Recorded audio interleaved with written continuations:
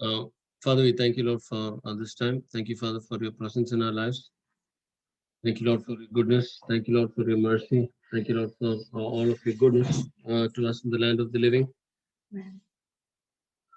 Thank you, Father, for leading us from strength to strength and from glory to glory. Thank you, Lord, that your power is at work in our lives to heal, to deliver, to strengthen, to prosper, to bring us to an expected end. Amen. Hallelujah. In your presence, Father, we thank you that we go from glory to glory and from strength to strength. Thank you, Lord, that we are not weak. We are not helpless. I mean, we are not terrified. We are not terrorized by the devil and all his works. Father, we thank you for the authority that you've given us as your children. Go from glory to glory and from strength to strength. I mean, the Lord is my helper. Of whom shall I be afraid? I mean, the Lord is the stronghold of my life. I mean, hallelujah. Of whom shall I be afraid of? Amen. Thank you, Jesus. Thank you, Lord. I will never leave you nor forsake you. Amen. Thank you, Lord, for leading us in your paths of peace. Amen. Father, especially thank you, Father, for placing us all in different churches. Father, we thank you, Lord, for helping us to know your plans and purposes. Lord, even as we meditate on the four functions of the four fundamental pillars of a church today, we thank you for bringing clarity to our minds and clarity to our understanding. Amen. Thank you, Lord, that the church is progressing forward. It is going strong. We thank you, Jesus. Thank you, Jesus. Lord, your word says that even as we speak your word, Father, we thank you that, Lord, that the word works mightily in our lives. I mean, we don't need to apply extra effort to make your word work because the word works all the time. We just need to permit the word to work. And Father, we thank you for helping us to do that. Lord, thank you for revelations. Thank you for insights. Thank you, Lord, for helping us to go from strength to strength and from glory to glory. Thank you, mighty Holy Spirit, for speaking to us. In Jesus' mighty name we pray. Amen. Amen. Amen. Last week, we were looking at this item I mean, of the fundamental pillars of four pillars of the church. And we were just evaluating, like if we go to the right church. And when we turn to, I mean, the four pillars are found in Acts chapter 4, verse 42, 2:42. Yeah, Acts chapter 2, verse 42. And if somebody will read it, wait, yeah, you can see the four fundamentals of a church. Uh, so turn with me to Acts chapter 2, verse 42.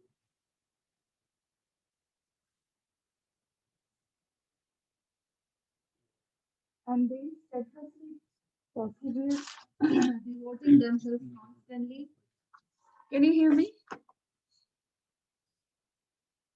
And Yeah. they steadfastly persevered, devoting themselves constantly to the instruction and fellowship of the apostles, to the breaking of bread and prayers. Okay. King James says this, and they continued steadfastly in the apostles' doctrine and fellowship and breaking of bread and prayers. So we have four things there. Okay. So we looked at apostles' doctrine and we, I think, started to look at fellowship last week. Uh, when you look at these things, uh, we see that these are the four fundamentals of a church. Right now, apostles' doctrine, apostolic doctrine. Like when you take that, we saw that teaching from the apostles. Okay, when I say apostles, there are a lot of churches which teach that there are no more apostles in this age, but that's not true. I mean, an apostle is somebody who fundamentally pioneers a church. And those days, it was the apostles, or the 12 apostles of Jesus, which were spearheading the church. So, I mean, today's situation, we're talking about strong teaching, okay? Strong Bible based teaching, not some hearsay and fairy tales, but a strong biblical teaching. So, when you look at, I mean, biblical teaching, we understand that the foundation of every teaching must be from the Bible, right? Uh, we can't be teaching tradition to people. Why? The four pillars of the church are not tradition. It is from the scriptures. Okay, it's apostolic doctrine. So when you learn, when you understand the fundamentals of the Word of God, we will see that it leads us to what? It leads us to freedom. It brings us to a place where we are confident in every situation, where we are not shaken by the systems of the world and by the circumstances of the world. So we will not be shaken. Okay, so we covered apostolic doctrine last week, and I think that session is already uploaded to YouTube. So if anybody wants to take a look, they can. This week we'll look at fellowship and hopefully cover the others too. Now, when you look at fellowship, the second item, what is fellowship? Fellowship is means essentially spending time together with each other. Okay. Now we know that the Word of God says that we are supposed to be healed, right? We understand that we are supposed to be delivered. We understand that we are supposed to be prosperous. Now, when you have good fellowship, what happens to these things? When we don't have fellowship, we know that these things are supposed to come into our lives, but we don't see it happening. Correct? We see that, okay, when I faced this issue with cancer, my issue was, oh my goodness, I was totally shaken. I was a believer. I was ordained in 2006. This happened in 2011. I was ordained as a pastor in 2006. This happened in 2011.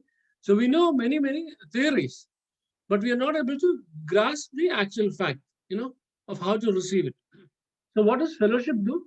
Fellowship is essentially, okay, we are here as a Bible study. We can also probably call it as a teeny tiny fellowship, but this is not a church, as I mentioned earlier too. Uh, so here we can ask questions to each other, right? We can say, okay, you went through this. So here is my friend facing a circumstance. Like I think Sister Shamita brought up this issue with one of her friends who had a problem with her leg or something like that. Yeah. So we are looking at how can I make this teaching practical in my life, right? Okay. So here, when we go to a college, for example, we sit under lecturers, right, or teachers, and when we find that a thing is not working, we understand the theory. And when we go to the labs, we see that it doesn't really work the way they're talking about. So what do? We go back and ask the teachers, right? We tell them, hey, listen, sir, madam, whoever, as Indians, we all give a lot of respect to our elders, who have gone ahead of the way.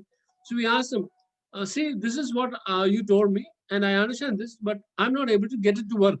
Okay, 2 + 2 is not becoming 4. So they will take us through what it is, right?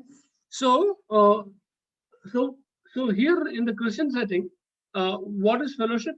Fellowship will enable us to ask the how questions to see what we are supposed to get and to see why we're not getting it. Okay? Because the Word of God doesn't fail. The Word of God is established forever, as we all know. So when we know these things, the question is, am I not getting healed? Or why is this person not getting healed? Why is this person not being able to do well financially? Why is this person not able to get out of fear in his life?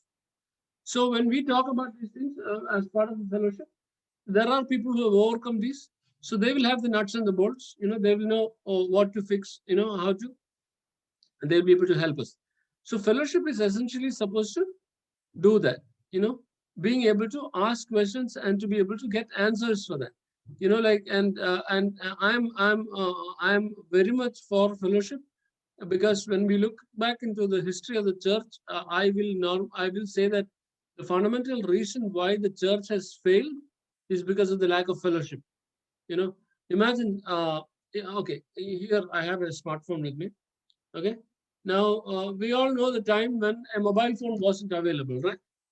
We all know the times, those of the younger generation may not be able to remember a time when there was no mobile phones. But I'm not from the younger generation, so I remember the time when you had the non-smartphone where you had to type in the you had the buttons for the numbers and things like that. And then even before that, we had the landlines.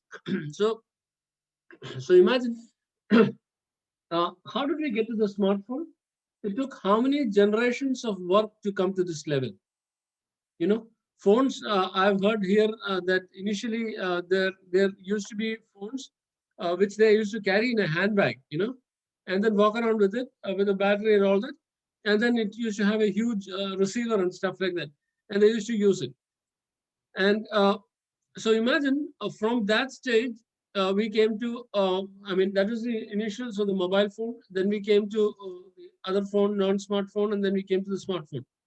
So that's about 30, 40, 50 years of development, right? So imagine if every generation had to start with Graham Bell. He's the one who invented the phone, right? So if every generation had to go and start with with Graham Bell's phone and develop it to the smartphone's stage, do you think it would work? It wouldn't work, right?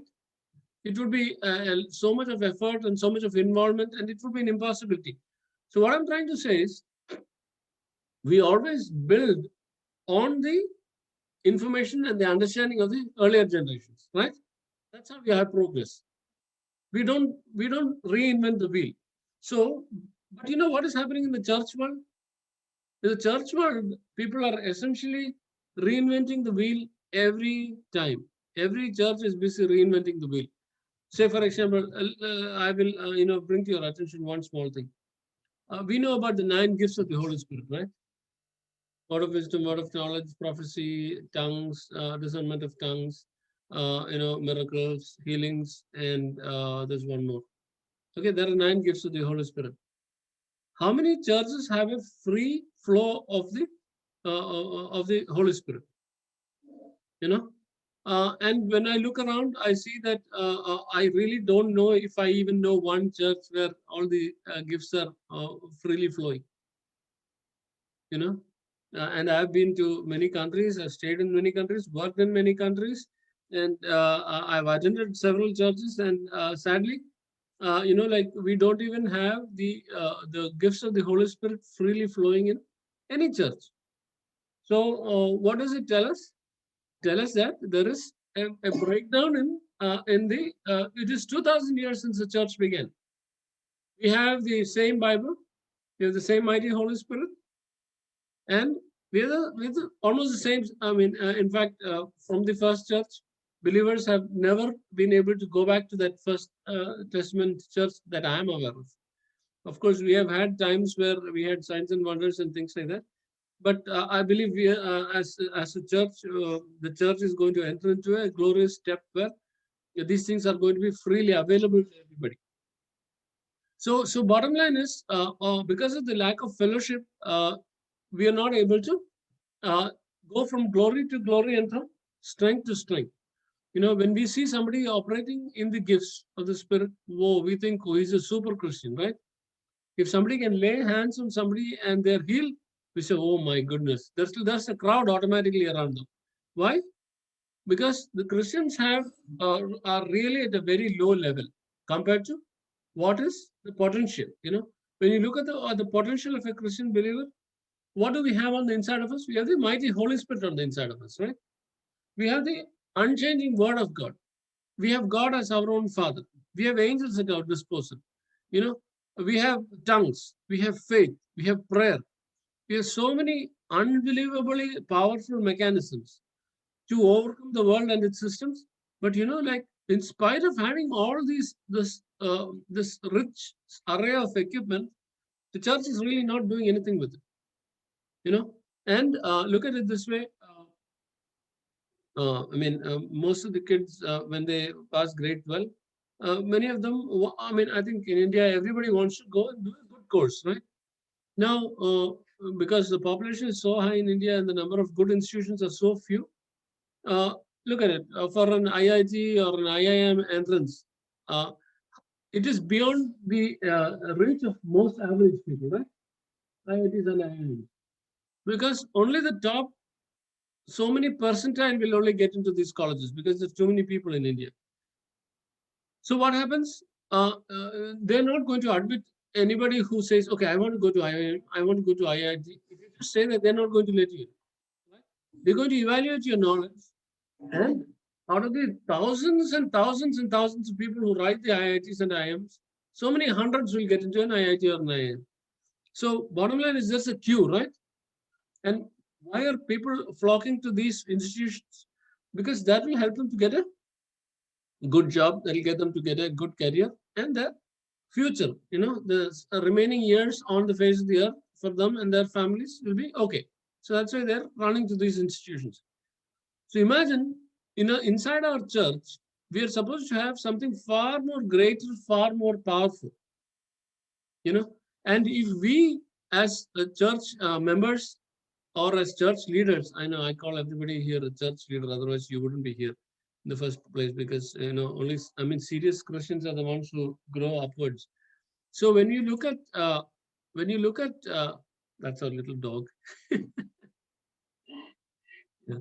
So when we look at church leadership, or church believers, imagine if we could lay our hands on the sick and people would be healed, you know, and that would happen on a consistent basis. What do you think is going to happen to our church? You know, say imagine an amputee, okay, somebody who doesn't have a hand downwards. Uh, Somebody prays for them in this church, or this person was a non-believer. Somebody said, "Hey, come to our church. You can get your hand back." Okay, in a place like Bangalore, where there are I don't know how many lakh people staying, and that person comes to the church, and the pastor or a member of the church prays, and as everybody is watching, if the hand grows out, okay, it has happened. Okay, here is somebody whom I know, and the hand grows out.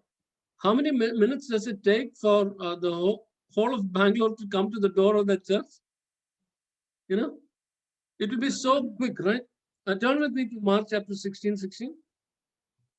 Mark 16:16.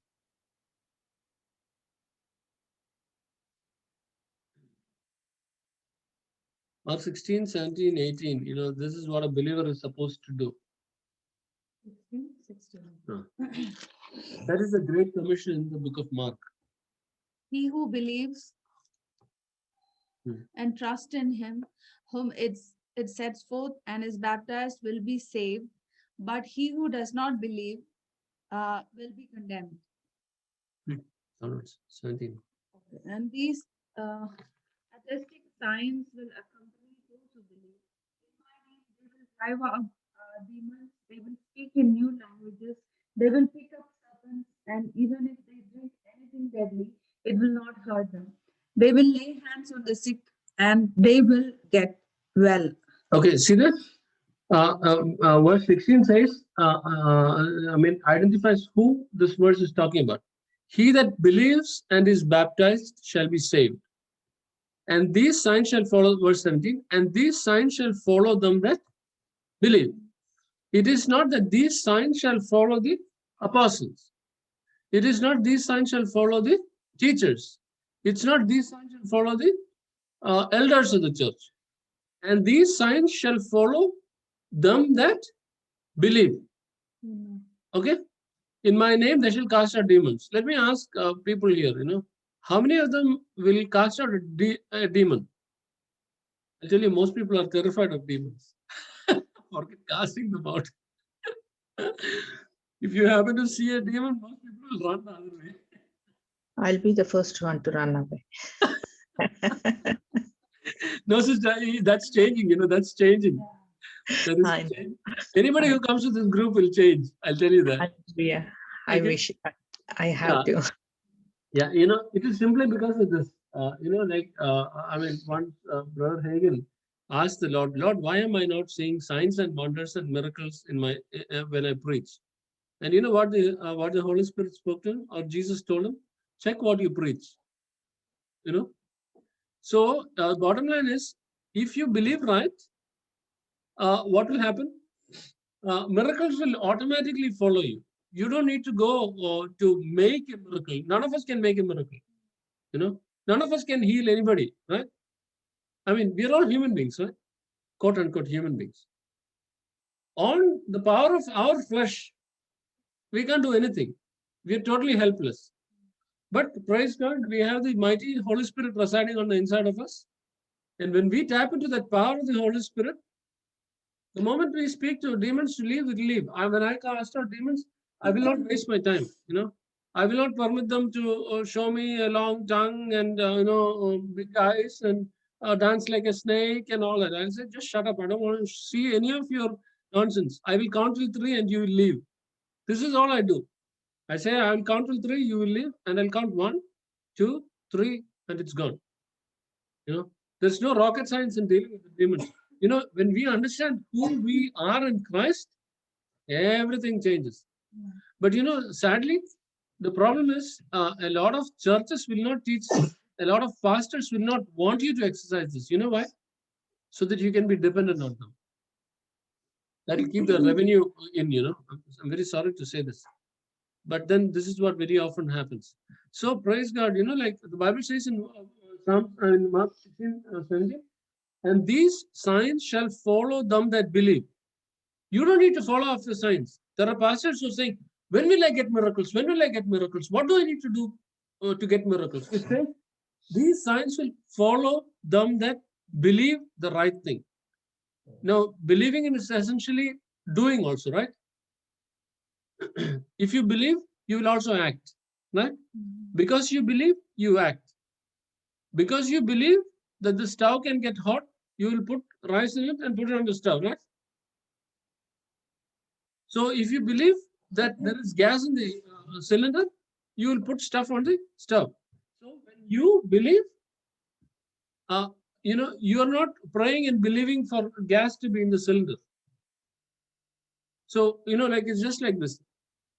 When you turn on the tap in the kitchen, what are you expecting? You're expecting water to flow, right? If the water doesn't flow, and if you're staying in your own house, what are you going to do? You're going to first go and check if there is water in the tank upstairs, right? And if there's water in the tap upstairs and there's no water in the kitchen, you're going to go and check in the bathroom if there's water coming or in the sink, right? So what are you trying to do? You're trying to analyze where the block is, right? And the moment you identify where the block is, you fix the block. Do you apply faith, quote unquote faith? Do you pray after fixing the block, Lord, please let the water flow? You will not normally do that. Okay, as a believer, like I will pray, Lord, help me to fix it well.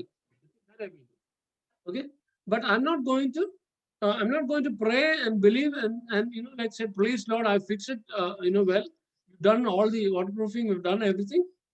Please, Lord, let the water flow. Please, Lord, the water flow. I'm not praying at the tap every day. Forget it. I'm not even bothering to apply my faith every day. Why? Because I, by default, expect water to flow when I turn on the tap. That is faith in itself, isn't it? That is faith in itself. That is worldly faith. You just mindlessly go and turn on the tap. So when you are connected to the source properly, you can just mindlessly turn on the tap and things will happen. When somebody comes and says, brother, please pray for me, sister, please pray for me, I'm feeling sick. What does the Bible say here? Mark chapter 16, verse 16. It says, and they shall lay their hands, verse 18 says, and they shall lay their hands on the sick and they shall recover. Does it say they shall pray for the sick? No. It just says they shall lay their hands. You don't even need to pray. You don't even need to pray. And like I know this person who is like an interesting character. He's a source of healing for many people. Now, sometimes when you go to Muslims and people of other faith and ask them, hey, shall we pray? They will not want you to pray. So what this person does, he just goes and says, hello, and then often, like the people stretch out their hands, right? He says, I don't need to pray, I don't need to do anything. All that it takes for that person to heal is just this contact. Even if they don't want it, they'll get healed. So, like our bottom line is, the Bible says this, not me, not that guy. The Bible says, and believers will lay their hands. It doesn't say the believers will go and lay their hands on their head. It doesn't say on their shoulder. What is laying on of hands? Just a physical contact. You know, so the Bible says, and believers will lay their hands on the sick and they shall recover. You know, so here, and when you look at many churches, believers are struggling with sickness. You know, brother, sister, how can I get out of this sickness? Forget laying on of hands. That's for others. You know, so unless we receive for ourselves, how can we help others to receive? You know, and this is as you meditate on scripture, what happens? The scripture in your head becomes alive and it goes into your spirit man. You know, and when it goes into your spirit man, into your heart or spirit man, synonymous words, what happens? Automatically that becomes your reflex. As I've shared with you earlier, the example of driving. The first time you drive, you figure out where is the brake, where is the clutch, where is the accelerator, where is the steering, where is the horn, where is the indicators, where is the headlight. So many things to remember. It can confuse you initially. But after a few days of doing this, it becomes part of the process, right? It becomes part of you. And when it becomes part of you, what happens? You're able to operate in it with no effort. Correct? It's no more a struggle. Oh God, please, I need to go till there. Oh, please help me to be able to drive. That's not our prayer anymore, you know. Our prayer, you know, like is just get in and go. You know, like, just an odd thing here.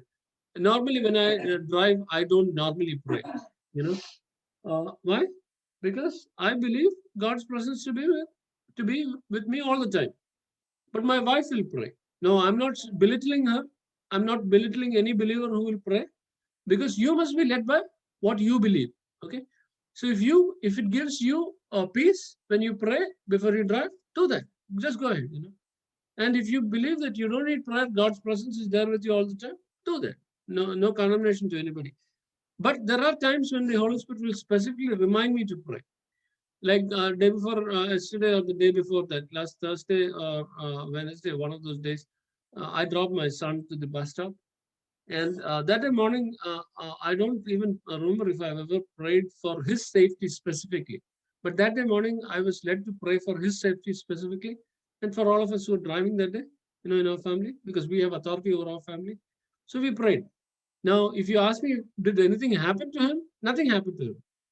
Because I believe that when the Holy Spirit leads us to pray, whatever is in the way is knocked out. You know, you don't need to have a small accident to prove that your prayer worked. You don't need, you know, you prayed and you know things have happened and it gets clear. So bottom line is, when we are part of a church where we can hear and talk of all these things and how to overcome situations, what happens? It strengthens us, right? It fortifies us. It strengthens us to be able to face any challenge. And you know, one of the key things is, you know, when we spend time with the Word of God with good believers, what happens? The Bible says birds of the same feather flock together, right? So even if I'm the weakest person in that group, what will happen? Because of this constant input I'm hearing and I'm listening, what is going to happen to my faith? My faith is going to grow, right? So when we spend time with a good group of believers, it will strengthen us. Whereas if we don't spend good time with believers, what will happen?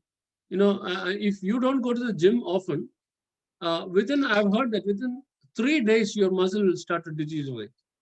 On the third day, you're going weaker and weaker and weaker. So if you go into a weak fellowship where they say, no, brother, sister, healing is over 2000 years ago with the apostles, there's no more healing. You know, come to the church, you can hear some time, just spend some time and then waste your time and go away. Your spiritual strength is going to get weaker and weaker, and it's going to be of no use. You will not even be able to lift a 500-gram stuff. So, you know, like what we hear to has a lot of impact on the way we focus, right? Like, and what we remember. Imagine you are taking a test. You're taking a test, and imagine you studied, okay, but you don't remember things. And if you don't remember, is that study is going to be of any help to you? It's going to be of zero help to you, right? So, what you remember will affect what you do and the way you operate. You know, it is critical. So that is why the Bible tells us in Joshua chapter 1, verse 5 through 9, it talks about meditating on the word day and night. meditation is one way to, I'm not going to that portion, but I'm just mentioning it. Meditation on the word of God on a continual basis is critical for our walk with God, because meditation is what helps to sing that. So, so fellowship. So the second item is fellowship. So fellowship will help us to do all of this. Oh, I missed it. That sound was not good. Little bit. Which one, sister? The meditation. Until there, I heard. Okay. Joshua chapter 1, verse 5 through 9 talks about meditation.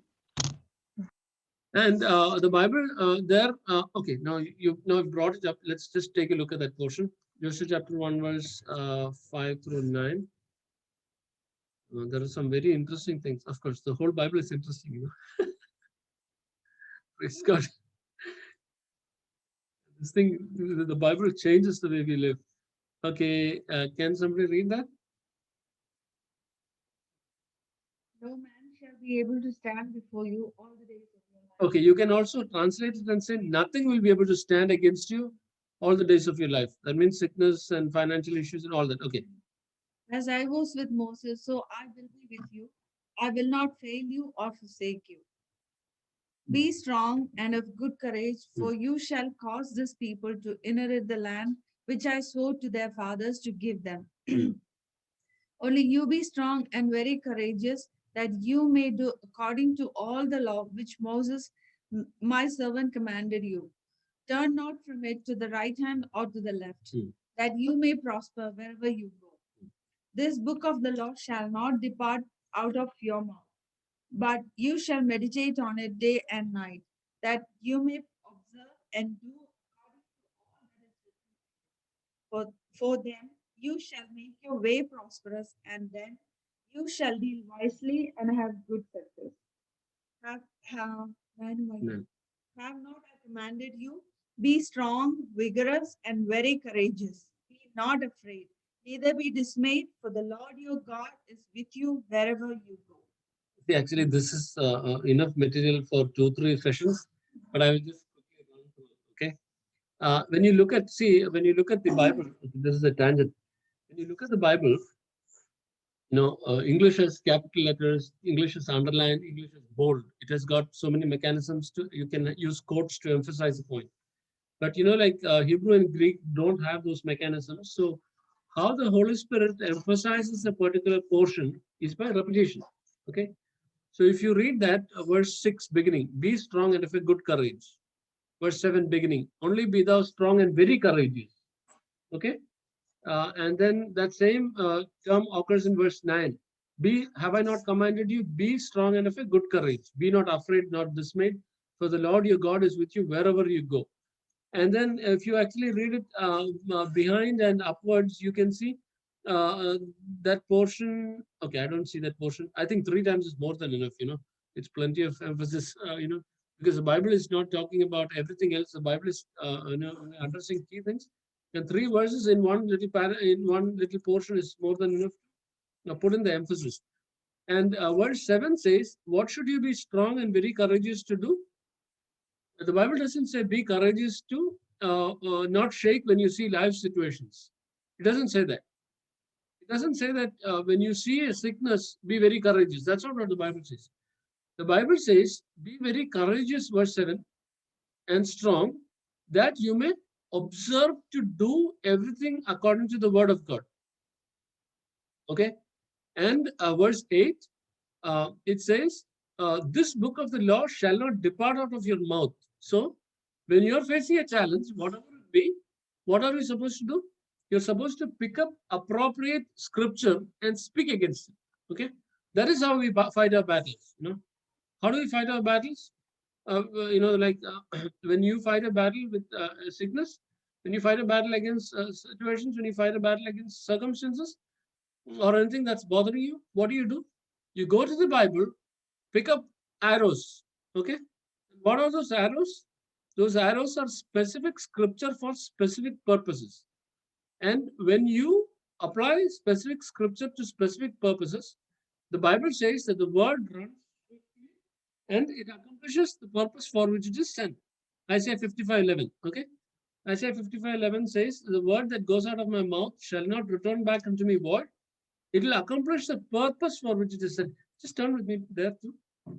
Isaiah chapter verse 11.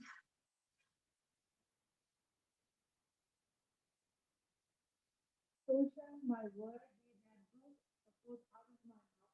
It shall not return to me void. Once again, you can read verse 9 onwards or 8 onwards. For my thoughts are not your thoughts, neither are your ways and my ways. For as the heavens are higher than the earth, so are my ways are higher than your ways, and my thoughts than your thoughts. For as the rain and snow come down from the heavens, and return not there again, but water the earth and make it bring forth and sprout, that it may give seed to the sower and bread to the eater.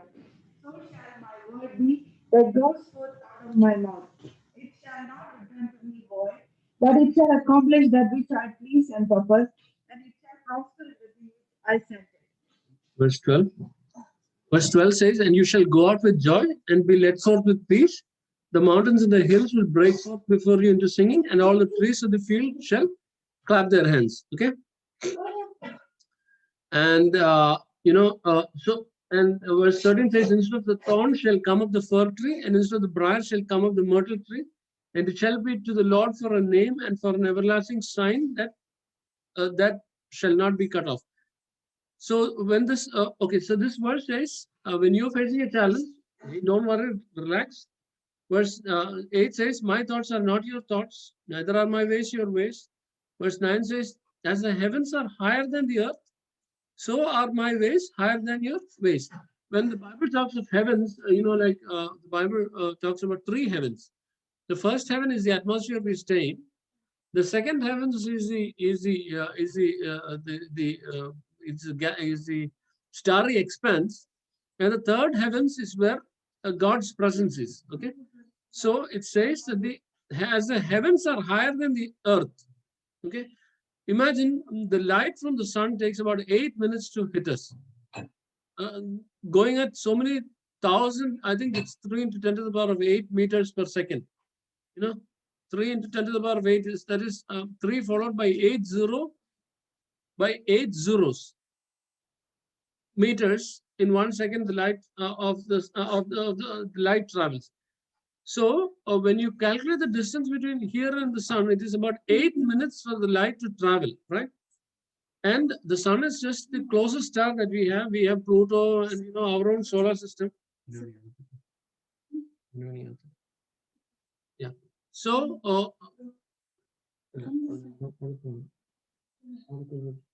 sorry for the interruption. So here the Bible says that God's ways are as high as the heavens are above the earth. Okay. And verse 10 says, as the rain comes down and snow from the earth and returns not back. Okay, you can't have the rain falling down and going back. When it falls, it comes and hits the ground. And what does the water do?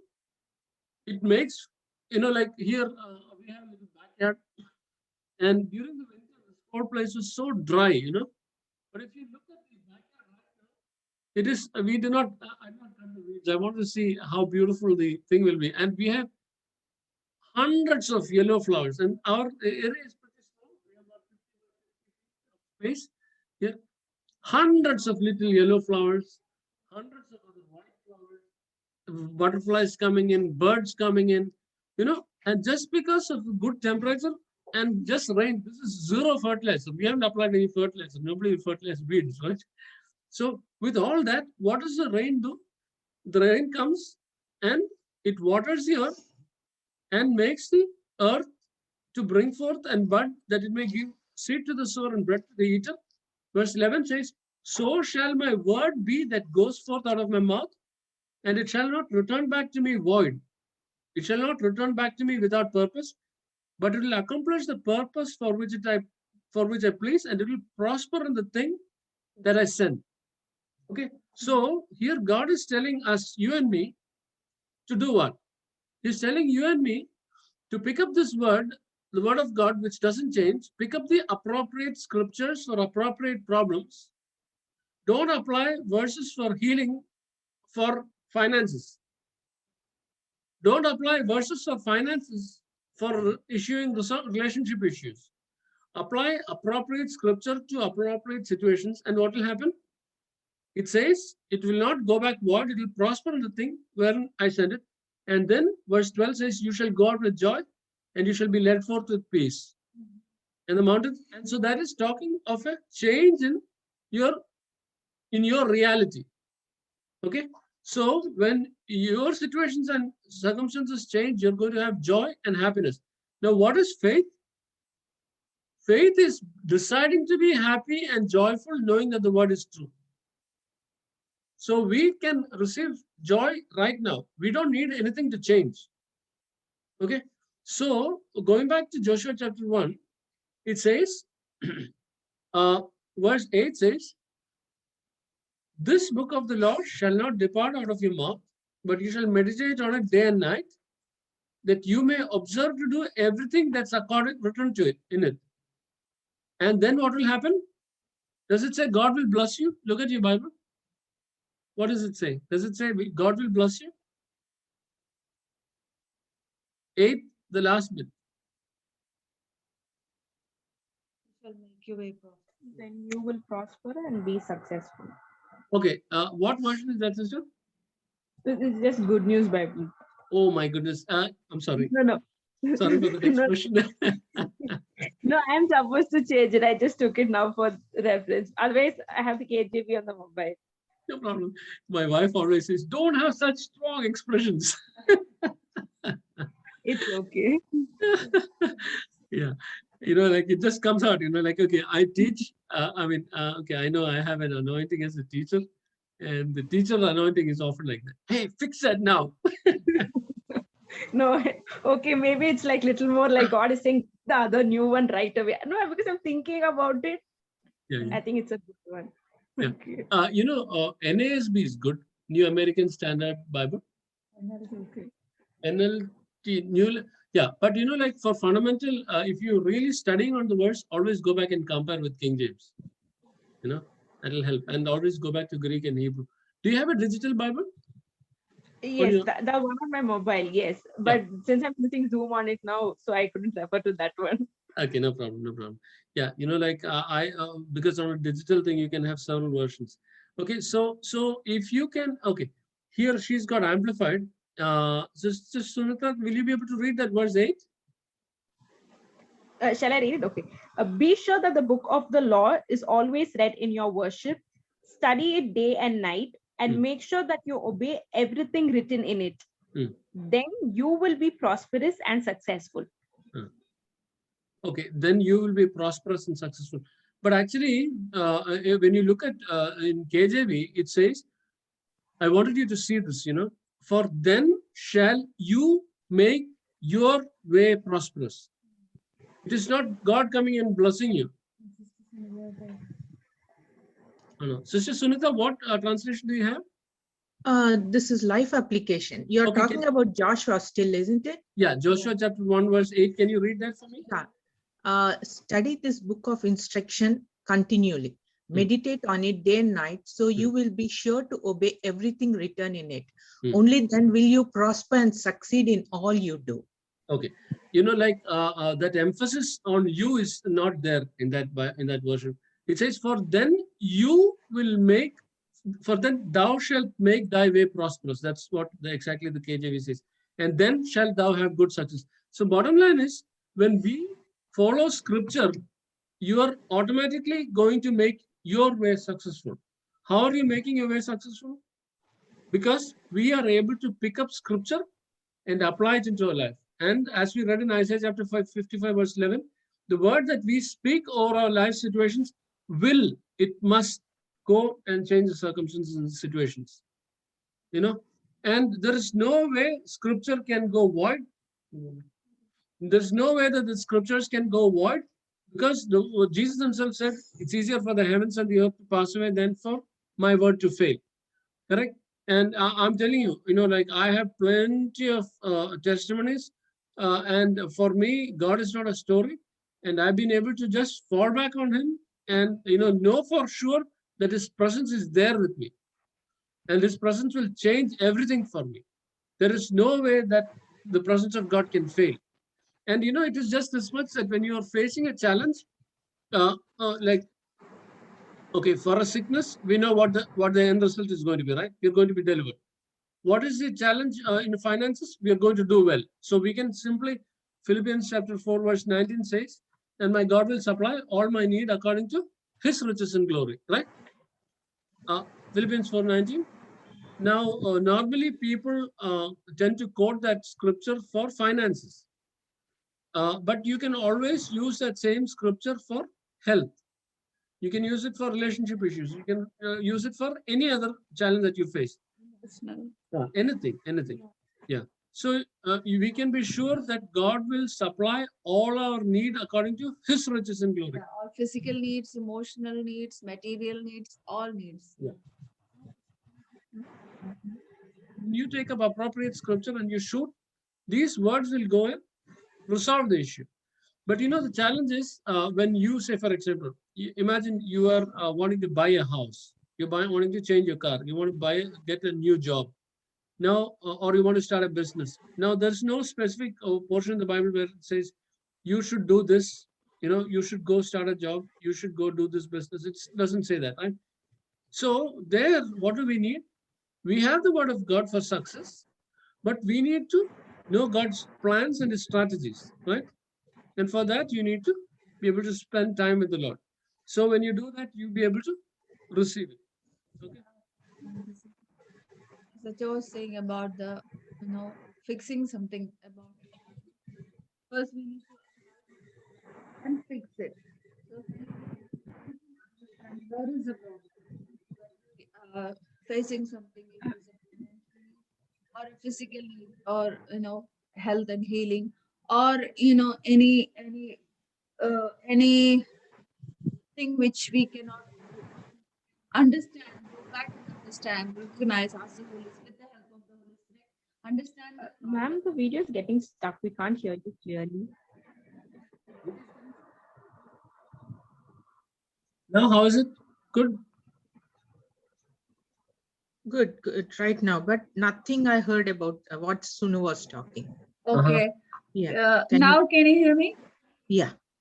Okay. I was saying, like I was saying about. Okay. Yeah. Okay. When you fix something, naturally, anything in the house, first you recognize the problem, analyze the problem, and then you fix it. So same way, spiritually, if you're facing some financial problem or any, worry, anxiety or fear or any, anything to overcome in your life, first with the help of the Holy Spirit, we analyze, we recognize that, and then we fix it with the word of God. Pick up all the scriptures until you get the victory. Don't leave any small bit of it be in your heart until you get that, joy and peace, and you'll be completely free. You will know for sure inside of your heart, that time you hold on, hang on to the word. I have seen Brother Hagin, I've read somewhere, Brother Hagin was saying about somebody who was, who got to get rescued from some plane crash or something like that. He tied himself with the help of a rope. So people were asking, how could you escape from such thing? So he said, I tied myself with that rope. That rope helped me, otherwise I cannot hold on to that thing for a long time. So same way, you need to tie yourself with the word of God. That word will help you. The word is the thing which is helping you to come out or overcome or help you to get over the whatever we are facing. So Yeah. Overemphasized fellowship. Fellowship is crucial. It's critical because in the company of believers we find a lot of hope and a lot of strength, and it's not just empty hope. These things work. These things really work. So that is item number 2, fellowship. And then when you go to Acts chapter 2 verse 42, Acts chapter 2 verse 42, it talks about 2 more things. It is prayer and it is the Lord's Supper, right? Acts chapter 2 verse 42, 4 pillars are apostolic teaching, fellowship, breaking of bread, and the Lord's Supper. So, and prayer, yeah, correct. So those are the four things. So when you look at the third thing, which is breaking of bread, like how many churches will teach that through taking the Lord's Supper you can be healed? Look at 1 Corinthians chapter 11. 1 Corinthians chapter 11 is one of the key portions that is read when the Lord's Supper is taken. 11 chapter 23 downwards is the portion of the Lord's Supper. But we are not doing a teaching on the Lord's Supper, so we'll just look at a few verses. Verse 27. Can you read that? 27, 28, and 29 and 30. Can somebody read that? Which chapter? 1 Corinthians chapter 11. 1 second. Yeah. 27 downwards. 1 Corinthians chapter 7. 11. I'm sorry. Okay. 1 second then. I came to. Okay, 11 and 11, verse 27 till 30. okay. So anyone who eats this bread or drink this cup of the Lord unworthily is guilty of sinning against the body and the blood of the Lord. That is why you should examine yourself before eating the bread and drinking the cup. For if you eat the bread or drink the cup without honoring the body of Christ, you are eating and drinking God's judgment upon yourself. That is why many of you are weak and sick, and some have even died. Yeah. See that? This is one of the fundamental portions of the Lord's Supper. And when you look at this, we just saw what? Verse 29 says, and he that eats and drinks unworthily, I'm reading the King James, eats and drinks damnation to himself, not discerning the Lord's body. And for this cause, many are weak and sickly among you, and many sleep. Okay?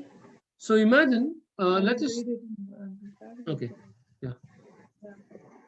Amplified, takes with detail. I'll just read that scripture from 27, right? So then whoever eats the bread or drinks a cup of the Lord in a way that is unworthy of him will be guilty of profaning and sinning against the body and the blood of the Lord. Let a man thoroughly examine himself, and only when he has done so should he eat of the bread and drink of the cup. For anyone who eats and drinks without discriminating and recognizing with due appreciation that it is Christ's body, eats and drinks a sentence, a verdict of judgment upon himself. Verse 30. That careless and unworthy participation is the reason many of you are weak and sickly, and quite enough of you have fallen into the sleep of the dead. Okay, so see that? So verse 29, we can, it becomes a little, a little long-winded. So we will just read it the other way. Verse 30 says, verse 29 says that, I'm reading reverse. I'm reading it this way, that if you will eat and drink it worthily and discern the Lord's body, what will be the consequence? Verse 30, you will be healed and healthy and whole, and you'll be able to live a full life. Correct? Am I right there? So, I'm a believer for many years. Know these truths till fairly recently. Okay. And imagine I've been taking the Lord's Supper since my childhood, but never was this pointed out to me. Never ever. Why this is not pointed out to me? One, maybe the church leaders are ignorant of the portion. Second, they may not have seen this thing work. Okay, that is more often the reason for ignoring these portions. Hey, brother, that's all there, but just leave it alone. I don't know how to make it work. That's what they're indirectly saying. So you just ignore it because I can't help you there. a disciple will only go to the level of the master, right? So that is one key. So here, when you look at this portion, this is how we do it. When we take the Lord's Supper, what do we do? And verse 26 says, 28 says, and let a man examine himself. In many churches, like the pastor will say, hey, you can't eat the Lord's Supper. You did some nonsense last week, So, but verse 28 says, let a man examine himself. It doesn't say the church examine him. It doesn't say that. So a man, when I say man, essentially, all of us believers need to examine ourselves, and we need to eat of that bread and drink of that cup. And verse 29 says, he that eats and drinks unworthily eats and drinks damnation to himself, not discerning the Lord's body. So how do you discern the Lord's body? Imagine I'm facing a symptom in my body, and this is a symptom in my body. I close my eyes and I imagine Jesus on the cross of Calvary 2000 years ago. I see in my imagination that he goes stripes on his back. I see that all of the sin was nailed to him. Okay, and so till 2000 years ago, I was still in the future, but because of Jesus' sacrifice, my sin, which is this, I see spiritually lifting off of me and going to the cross 2000 years ago, and it's gone from my body, it's gone from my life. So as I see that, I'm discerning the Lord's body. I'm discerning. What does discern mean? Discern means to look carefully through a foggy glass. Okay, you're looking carefully. It's like that. No. It is trying to see carefully because the picture is not very clear. So I am taking 2 minutes and I am remembering and I'm looking carefully through the scripture that Jesus did this. And as I discern the Lord's body, what happens? This sickness of his mind is gone to the cross, and healing from his body is released to mine. It is not that Jesus dies for me every day. Some churches teach that every time you do the yeah, I'm talking about the Catholics. They believe they do.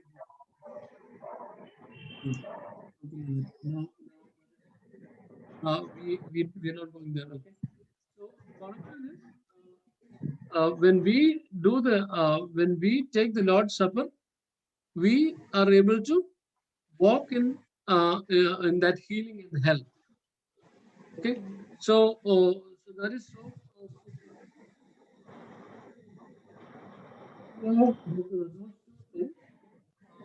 And as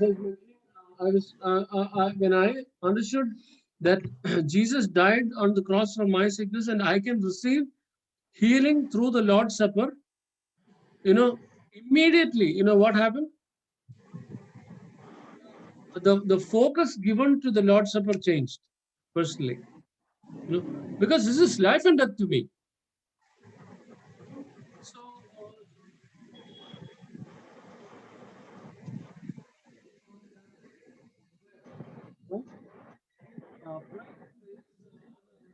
when you look at the churches, okay, they have a prayer meeting, okay.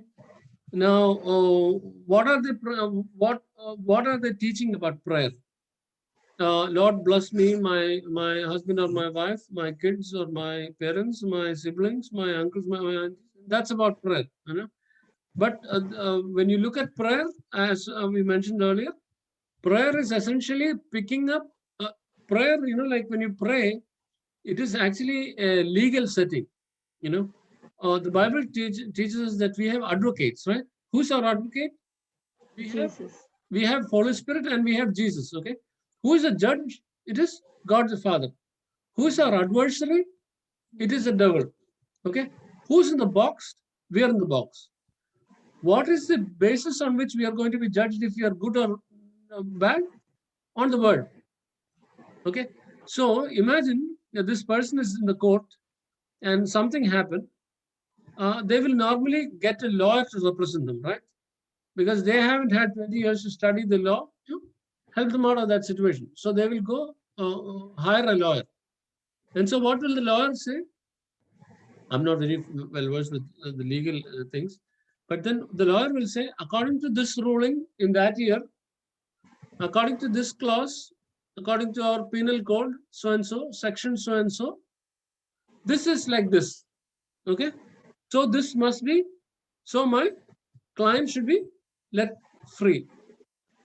So the other guy will say, according to so and so, according to so and so, right? So when we come into the presence of God with prayer, what are we supposed to come with? We are supposed to come with scripture. So it will help us. We need to understand, right? If you don't understand, it's not going to be of help. So we come to prayer with scripture, with an understanding of scripture, and use it. You can't just go and pray God. That is why most prayers are ineffective. Yeah, you need to have scriptural prayers. And then there's not a Bible study on prayer, so we're not going there. And the type of prayer is a prayer of agreement where two people come and pray together, two or more people. You know, there are other prayers too. So, you know, like, bottom line is, how many churches teach us these things? You know? So when you look at these 4 factors, we see that these 4 functions cannot be separated from a church. Without this, a church technically fails to be a church. You know, and when we operate in these a couple of things, what is going to happen? We are going to walk in the fullness of the Word of God. Just like how the tank is connected to the tap in our house, water is going to flow. What is going to flow? Power is going to flow. Whatever is said in the scripture is going to happen through our hands. You don't need to go seeking for signs and wonders and miracles. They're going to flow out of your life. You know, those are automatic things. You don't have to apply faith, quote unquote faith, to get these things to work. Because in the presence of God, and you are available as a channel, and the power is not restrained. And when we, you know, imagine this, when we have an understanding of scripture like this, and when signs and wonders and miracles are happening in our lives, in the lives of people around us, do you need to really go and tell people to come and join our church? No, because whenever you're traveling around, whenever you're dealing with people, they say, oh, I got a pain here, I got a sickness there, you know. So you're just going to lay your hands on them, they're going to say, oh, I'm healed, oh, praise God. And then you know what's going to happen? The churches are going to start getting flooded with people, you know. So you know, like, this is our challenge, that we all grow up spiritually and we are able to operate in the power of God. And if you are going to a church where we are not able to see this, then I will tell you, seriously, pray about it. It can be that some of these things are available, but you know, like, if you go to a huge church, chances are that you will never run into the same people in the next. You know, if you attend a huge church, like, okay, we attend a church here of around 1,500 people. There are people whom we have, like last week, one of my kids' friends came. They have been members here for years. Okay. And I was telling them, hey, I've never seen you before. We've been attending this church for years. So what happens? We are sitting in one place. We all have fixed places to sit. And they're sitting in another place, and our paths don't cross. Because when you sit here, you can park your car here. When they sit there, they park their car there. You know? So you don't meet, and the church is huge. And so the pastor is not aware of you. You don't know what's going on in the church. So you need to get involved in a small group. You know, there will be small groups associated. So once you're associated with a small group, you're going to mostly have a mechanism where you have all these things. If it is not so, you know, look around. You know, if it is not so, keep praying about it. You know, keep praying about it. You know, the sad thing is, sometimes some of the churches, the pastors will not want to share these things. You know why? Because the pastor wants people to be dependent on him for healings and for all of that. So then he can keep the money coming. You know, that's a very sad situation. We need to equip people and release them as the Lord wants. Maybe some people, God, the Lord will want to retain in your church, but a lot of people, the Lord will want to release, because release in God's own way and God's own plan. So, sadly, many places the pastors will not share these things, for making people dependent, or they don't know. So what I'm just trying to say is, don't be in a hurry to run away from a church. Pray about it. The Lord will change things. I've seen circumstances change in one or two churches that we attended, and when the church was not strong enough, good enough, when the worship was not good enough, we prayed about it and we saw sea change. A huge change. So pray about it and be led by the Lord. But the bottom line is, you must have these 4 functions in the church to be effective. For the church to be vibrant, for the church to be growing, for believers to be growing, you need to have these 4 things. Another thing is, evaluate your own spiritual growth, and if you are better in faith now than 2 weeks earlier or 6 months earlier, if you're growing spiritually, then just be there and keep praying, and the Lord will guide you. Okay. Yeah. Any questions? No. Okay. We'll pray. This is Shamita, you pray. Okay. Hallelujah. Thank you, Lord. Thank you, Lord, for this wonderful time and moment we've all gathered together, Lord. Thank you, Lord, for your unconditional love.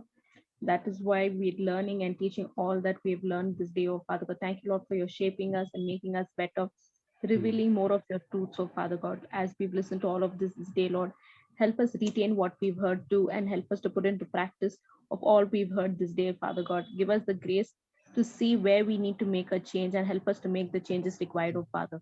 Thank you, Lord, for your superabounding grace, which is upon this group. Amen. And where we are learning and growing and becoming better, oh Father God. Let your anointing be much more and fill us and grow us, take us to the next level in this group, oh Father God. Bless each and every one of us in this group. Help us to listen to and hear what you want us to hear, and help us to implement what we are learning here, oh Father God. And let our lives always bring glory and honor unto your name.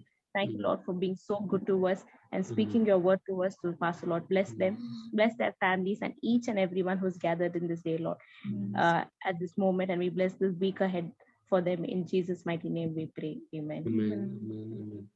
Yeah, like I've been putting out these sessions on YouTube, so share them with somebody if you want to. And if you think that somebody else needs to be part of our group, you can invite them into. Okay.